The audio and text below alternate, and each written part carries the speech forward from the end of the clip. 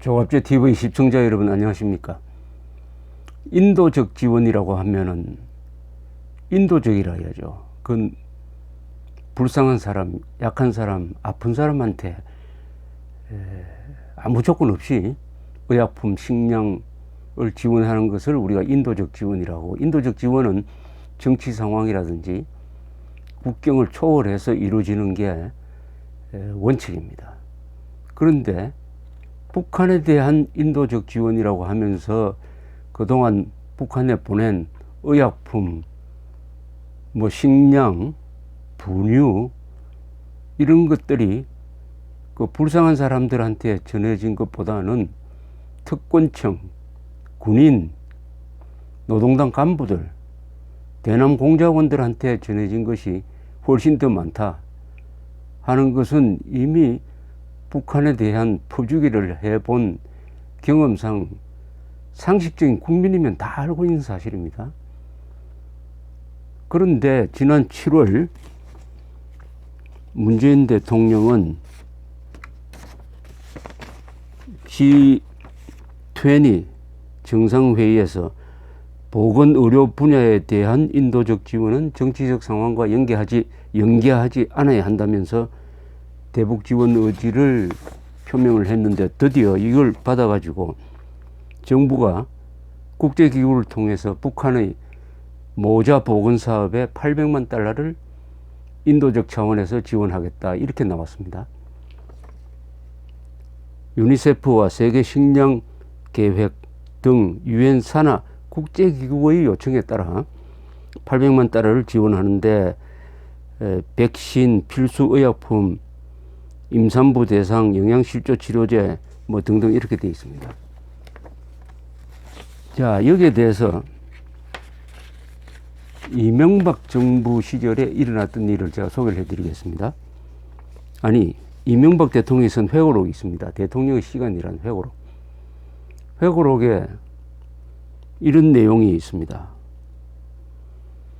북한의 도발에도 불구하고 우리 정부는 임기 초부터 영유아, 임산부, 노약자를 포함한 북한의 취약 계층을 위한 인도적 지원을 지속적으로 꽤 했다. 하지만 우리가 지원했던 대부분의 쌀과 라면의 포장 용기는 수혜 지역이 아닌 군부대에서 발견됐다. 또 112억의 예산을 들여 지원한 신종 플루 백신은 주로 평양의 지도층 인사 가족들이 독점하는 현상이 벌어졌다.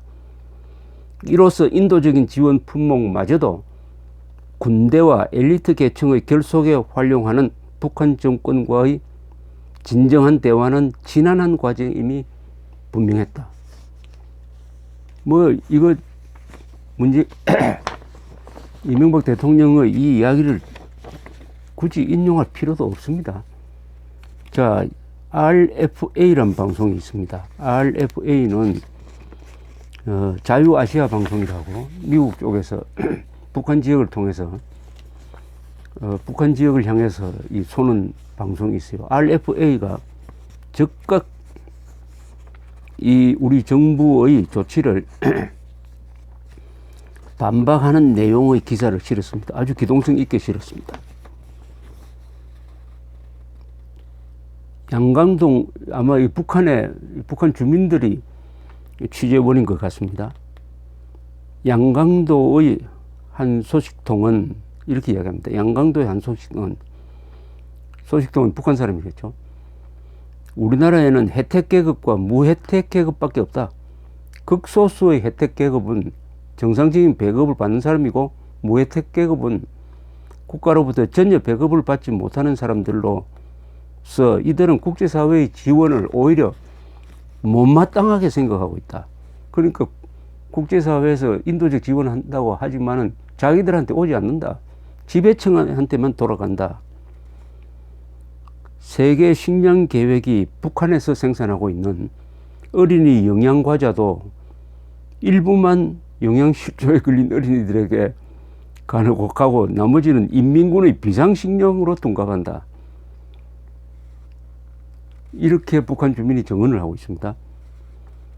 함경북도의 한 소식통은 뭐라고 이야기하느냐. 중앙에서 국제사회의 임신부 영유아 지원 물자를 배급계청에게 빼돌리기 위해 온갖 기만적인 수책을 다 쓰고 있다. 국제사회가 주는 임신부 영유아 지원 물자를 빼돌려가지고 노동당 간부들이나 군인들이 갈라먹기 위해서 온갖 술책을 다 쓰는데 왜 밀가루와 분유를 달라고 하는지를 알아야 된다. 이렇게 이제 의문점을 던졌습니다. 그 이유는 노동당 간부들한테 분유, 밀가루를 주기 위해서 일부러 대외적으로는 분유를 달라 이렇게 우는 소리를 한다는 거예요. 또 한 소식통은 이 북한 주민으로 추정됩니다. 한국 정부가 국제사회를 통해 우리나라에 800만 달러의 인도적 지원을 검토한다는 소식을 듣고 기가 막혔다. 적지 않는 힘없는 백성들은 간부들의 배만 불리는 국제사회의 지원이 차라리 중단되기를 바란다.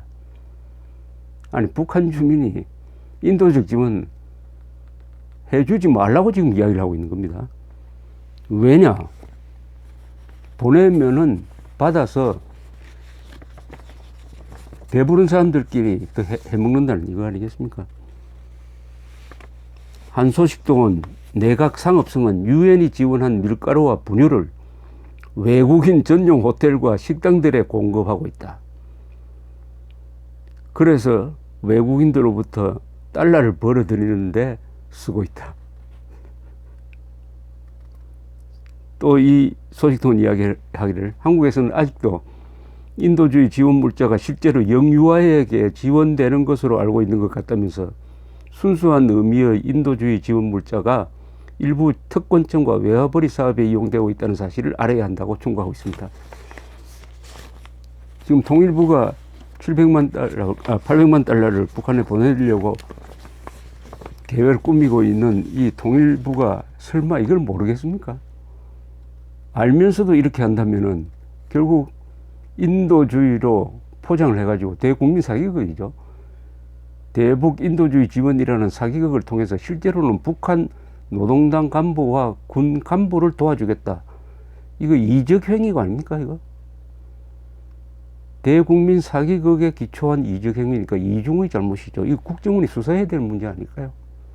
더구나 지금 북한에 대해서 우리 대통령까지 나서가지고 중국 러시아한테 기름을 끊어달라고 하는 판인데 현금으로 800만 달러에 해당되는 그 현금과 마찬가지죠. 현금으로 산 것을 보낸다고 하는데 그래서 일본 정부가 바로 또 반발하고 나왔습니다.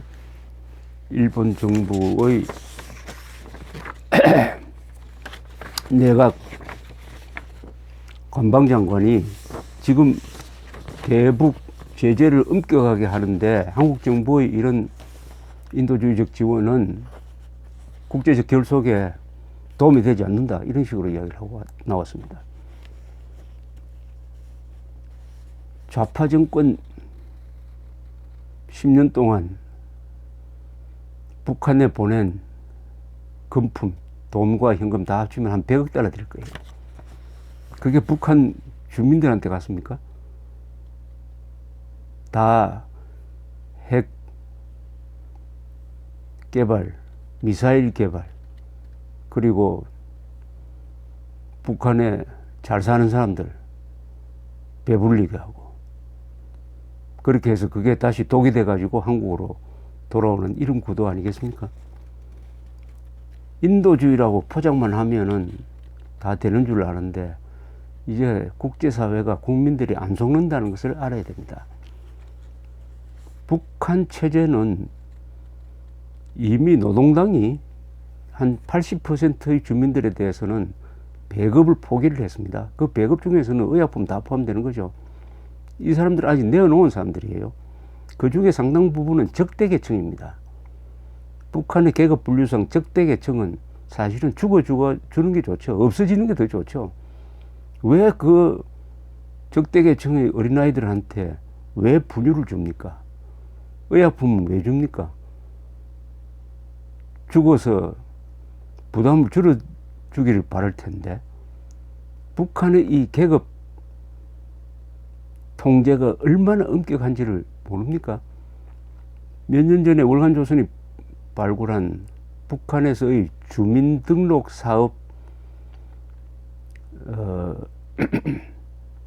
매뉴얼이 발견됐어요. 거기 보면은 한 50대 계층으로 쭉 분류를 하는데, 어느 정도 철저하게 하느냐 하면은 3대에 걸쳐서 그 집안의 내력, 성분을 철저하게 조사를 합니다. 그 중에 제가 기억되는 게 하나가 있어요. 뭐냐? 적대 계층 중에서 요런 사람은 봐줘야 된다라고 딱 단서를 달았습니다. 어떤 사람을 봐주느냐? 자기 친척 중에서 반당 행위를 한 사람이 있으면은, 그게 뭐 아버지가 될 수도 있고 형도 될 수 있겠죠. 본인이 직접 처단을 하네요. 쏴 죽인다는 거죠. 처단하거나 당국에 신고한 자는 적대 계층에서 빼줄 수 있다. 그러니까 아버지가 무슨 태극기를 감추고 있다는 사실을 알았을 때 아들이 아버지를 사살하고 신고하면은 그 사람은 적대 계층에서 빼준다.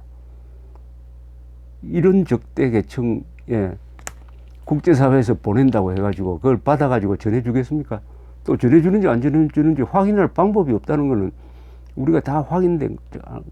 그런데 이 시국에 지금 북한에 대한 현금은 안 들어가야 된다 라고 해가지고 철저하게 지금 통제하고 있는 이만닭이 한국에 나와가지고 800만 달러의 의약품을 보내가지고 북한 주민이 아닌 북한 노동당 정권을 도와주겠다는 거 아닙니까?